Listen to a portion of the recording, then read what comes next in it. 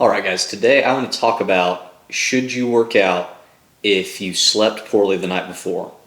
This is a topic that hits really close to home for me right now. Last night's sleep wasn't ideal. Not terrible, but not ideal. But particularly this last 6 months or more, I've had pretty consistent sleep problems on and off, sometimes better, sometimes worse. And it's really put me in a situation where I found myself having this well-intended thought of, okay, I'm really tired today. I've got legs especially. I'm just going to take today as an extra rest, work out tomorrow when I'm more rested and feel ready. I'll be able to put more intensity and effort into it, and that'll make me get a better workout, which sounds great in theory and can work if the lack of sleep is more of a one-off. But the problem with that thought process is I was consistently getting poor sleep. So even if it wasn't multiple days in a row, it was multiple sessions over the course of a week or a month. And that started making me miss too many workouts. So realizing that, I came to the conclusion that something's got to change. So that's why I wanted to talk about this topic today. I think it's a really important one. First of all, with that thought process of I'll wait till tomorrow when I'm better rested, there's no guarantee that I will be more rested tomorrow. I might sleep just as poorly or even worse again that night. And so that sets me back, another couple of days, or I bite the bullet and say, fine, I'll work out today. And now I'm working out with 2 nights of bad sleep under my belt. So that's a big problem there that over time is just going to potentially eat away at progress. I think to answer this question of should you or should you not work out if you haven't slept well, you need to be honest with yourself and see if it's either A, you genuinely are unrecovered, your muscles aren't ready for the next training session, you've got whatever muscle group and it's not ready to handle that session, then yeah, you probably should rest. Or is it option B that you're just kind of sleepy because you didn't sleep well the night before, and so you'd rather not work out, but you are capable of it? If that's the case, then yeah, you should probably work out, and I find that is more often the case. Overtraining is certainly a thing that can happen, but it's not this super common occurrence in my opinion. I think it is more likely that you just didn't have ideal sleep, and it would feel better to just kick back on the couch and put off the workout till tomorrow, but that's going to come at the cost of your progress.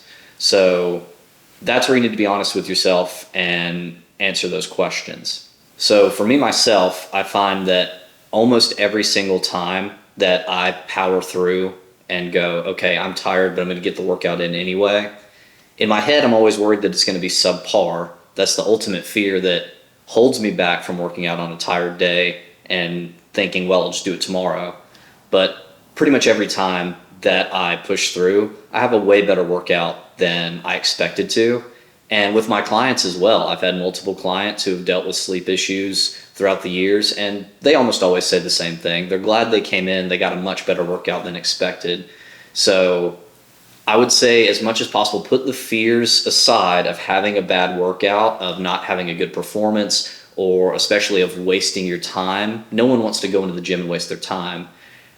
I find that that's not going to be the case.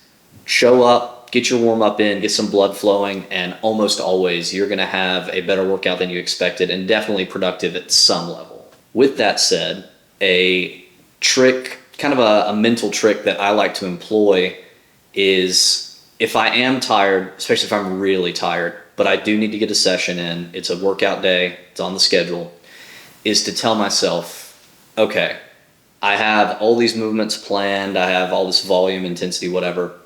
I'll just get in and get a couple of movements. If I've got, let's say, chest and back, I'll get at least one movement for each muscle group. I'll hit the chest, I'll hit the back. Maybe I won't even get all the sets that I have planned for each of those, but I'll get at least one movement in. And almost always what happens is I get in, I warm up, I get through my first movement, and then I usually complete all the work sets that I had planned for that movement. And then usually I either complete most of, if not all of the rest of the workout that I had planned anyway. So it's still a very successful session where it would have been very easy to say, I'll skip it, do it tomorrow.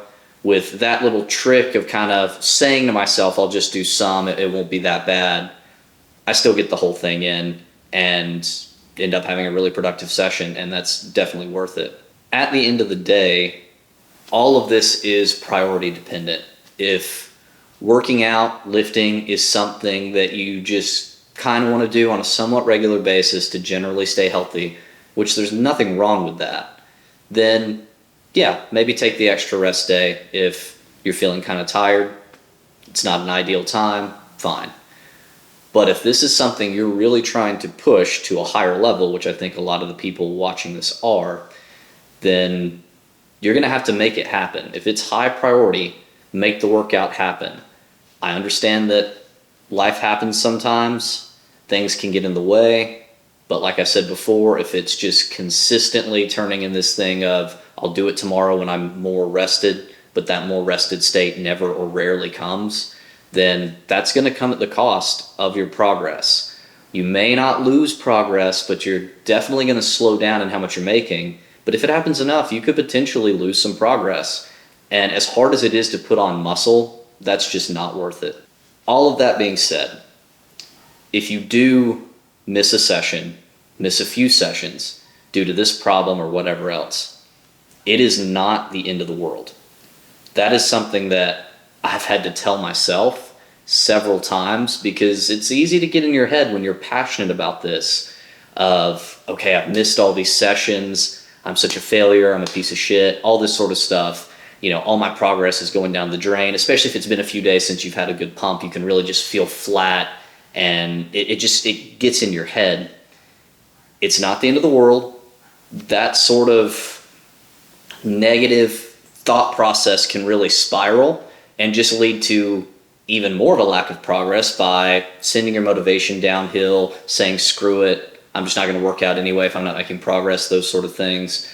So yes, we want to be consistent, but if we have these times where we're not perfect because we're human beings and the consistency takes a hit, then take a step back, take a breath, remind yourself this is not the end of the world. It's something I want, but lives are not on the line if these things aren't met, and reevaluate and go from there. Another thing being said is I don't want you to take away from this video that my thought is sleep is unimportant or it's not that important. I completely disagree with that. I think sleep is huge. I think way too many people undervalue sleep. I pretty often see this weird mentality of almost it being a badge of honor, or it makes you tougher somehow if you don't get much sleep. You know, those guys who are like, I start my day at 3 a.m. and, you know, whatever. One, no, you don't. Two, why? That's just making you sleep deprived. It's making everything that you're going to do from there worse. So that's not the point that I'm trying to make. Sleep is very important. I've always valued it myself. And that's why it is such a tough pill to swallow when I do have sleep problems like this. But if there are some times where the sleep is not as ideal, it's fine. Push through it, make the workouts happen, and I think you're going to feel a lot better if you do. I know I certainly feel a lot better when I push through it. So let me know your thoughts in the comments, what your thoughts are on sleep, how you handle that situation when you have a lack of sleep. How many hours do you shoot for? I find that I operate best right at 9. Anything less than 8 and I'm feeling rough. So let me know your thoughts. I'll catch you guys in the next one. Thanks.